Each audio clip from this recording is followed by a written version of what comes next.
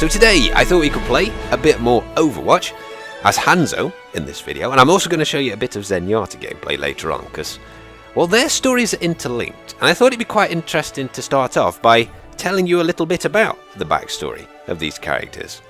You see, this is HANZO we've got here, but you'll notice in the skins there is a young HANZO. And believe it or not, he is actually Genji's brother, which is why young Genji kind of looks like young HANZO. They were part of this crime family called the Shimada clan, a bit like the Yakuza, and Genji was kind of wayward and HANZO was told to sort him out, but ended up killing him, or so he thought, because Mercy here brought Genji back to life and converted him into this cyborg robot killing machine that he currently is. She also did something interesting with Reaper and Soldier 76, I'll tell you about in another video though. It's kind of interesting because at the start of rounds they actually talk about this, so I thought it was cool. Roadkill burger. They've got my favourite in. Nothing like a dead squirrel between a couple of slices of bread. Oversalt. That's probably going to be appropriate for competitive. I like the menu in this place. It's good to go to a cafe that you know guarantees you a heart attack on a plate. Look at this bridge. How are they still in business? Oh, this is my jam. Moving with the payload. Anyway, this is the nuke we're transporting, as you do. And we've got to push this all the way down this map. The only reason I'm showing this map, as I did with the previous video, is obviously the game is in closed beta. This is the first checkpoint to get to. And if I don't show you the maps, it can appear to be a bit of like a cluster, this game. So, you know, I just wanted to show you. But we've got to go up here, past these very cool motorbikes. Part of the Deadlock gang. There's a story behind that as well. And this is the second checkpoint here. I am, by the way, playing as Lucio, who's got this really cool wall glide. Lets you climb up on things like this. There's a whole lot of like movement related cool stuff you can do with Lucio, but I haven't even tried him properly yet. Now through here into this Airwolf / Indiana Jones where they keep all the boxes style place. I don't know what they call that. The Lost Ark's probably in one of these, but this is the final point. So if you get to this attacking, you've won. So this is HANZO. He's the lone wolf archer of the game. So you can climb walls like a little ninja monkey. But it also so happens he's got a bow that can fire dragons.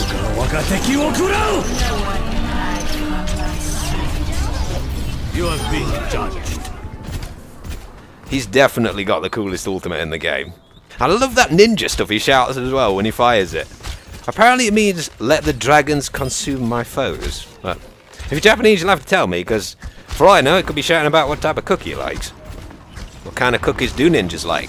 These are the questions Google can't answer. Somebody's going to Google that, I guarantee you.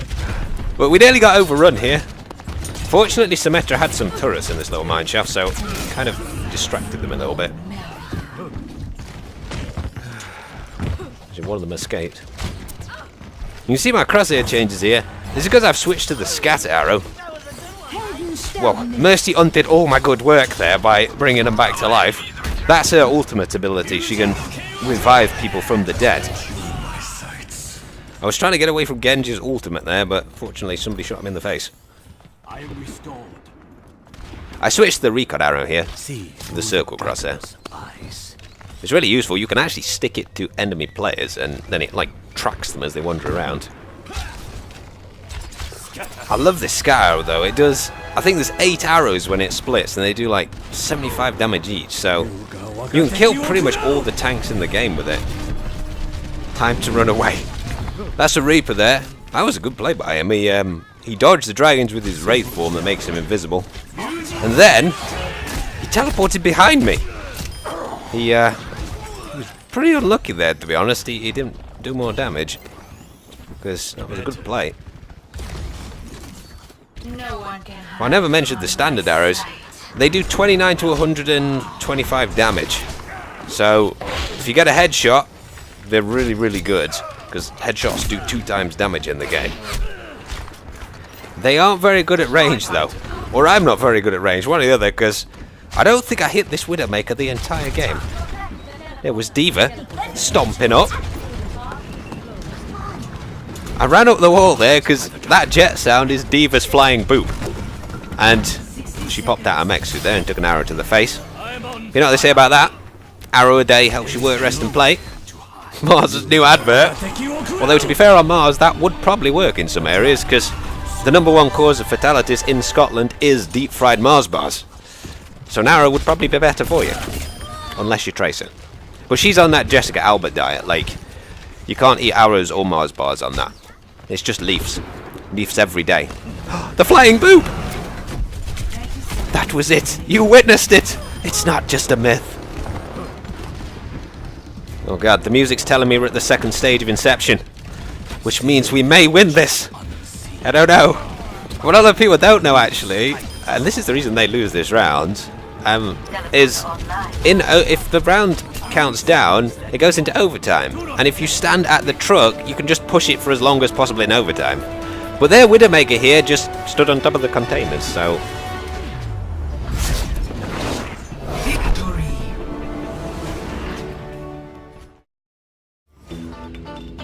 So this is Zenyatta.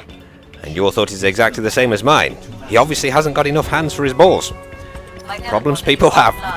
But he's got quite an interesting story which links him with Genji and HANZO's, because he is a Tibetan robot monk. Quite a career choice. But Overwatch, if you didn't know, is set 30 years after this event called the Omnic Crisis. Omnics are basically robots. The robots one day decided that they just wanted to destroy the humans, which is pretty much what every robot eventually seems to want to do. That's why I keep a yard away from my toaster. Well, because there was no Will Smith to solve this problem, and Jaden Smith had decided not to follow in his father's footsteps and instead become the source of all knowledge in the universe. Unbelievable, I know, but his tweets became that strange eventually, people thought it was divine intervention. I don't know if you ever read the Bible of Jaden Smith, but it is mind-blowing. Anyway, a group of heroes, which you play as in this game, were collected together to defeat the robots, and they succeeded and managed to get them exiled. Over the next 30 years though, the public began to distrust Overwatch because of their immense power, and because they were unneeded anymore, they were disbanded, like the Watchmen, except they had no cool Owlmobile to sit in. Widowmaker and Reaper were not happy with this, and they ended up becoming the villains. What happened to the robots though, you say? Well, and I hope my toaster doesn't hear this because it's about to get weird. They set up monasteries in the Himalayas to discover if they were spiritual beings. If you're worried about my toaster, it's okay, I FedExed him to Tibet. He's gonna be cold there. Zenyatta, though, decided the best way for him was to travel the world and spread his message of peace between humans and robots. On his travels in the wilderness, he met the cyborg Genji, who, because apparently nobody in the Shimada clan had seen RoboCop, went back and killed the entirety of them for doing this to him. He struggled after this to reconcile his human self with his new robot form, and Zenyatta, upon finding him, helped him to find his inner peace. Now that was a long tale. You know what I say about long tails? Big mice. But he's actually a really interesting character, Zenyatta. I've got 25 more shields here because Symmetra's given me them at the start of this round. I don't know if you heard that, but that was Bastion up there going full Optimus Prime. It's best just to hide from him when he's doing that, because like, when he's on the hunt for Megan Fox, there's no stopping him.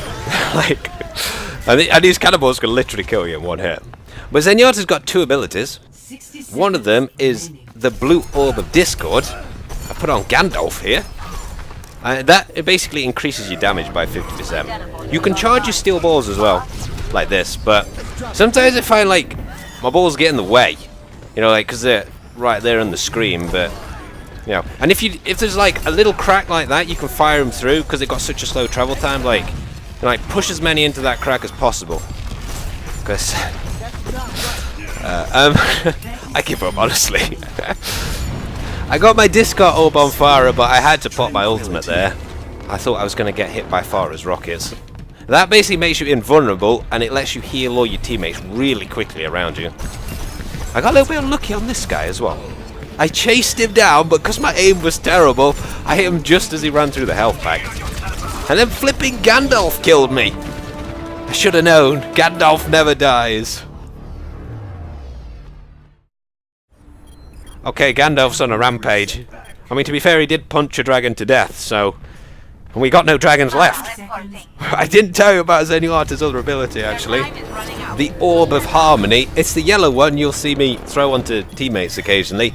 It basically sticks to them and heals them, but they reduced its effectiveness recently, so you've got to keep line of sight on people.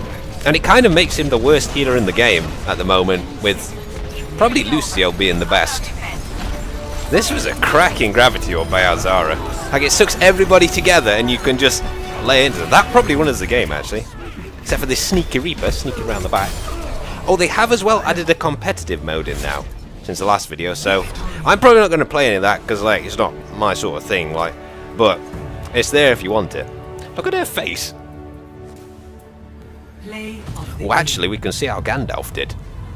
Looks like he's borrowed Liam Neeson's stuff.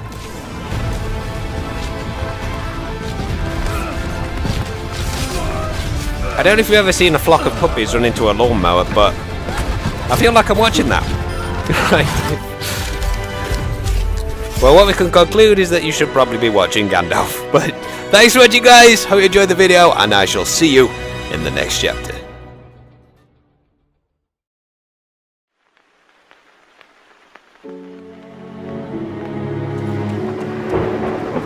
In this difficult day, it's perhaps well to ask what kind of a nation we are and what direction we want to move in.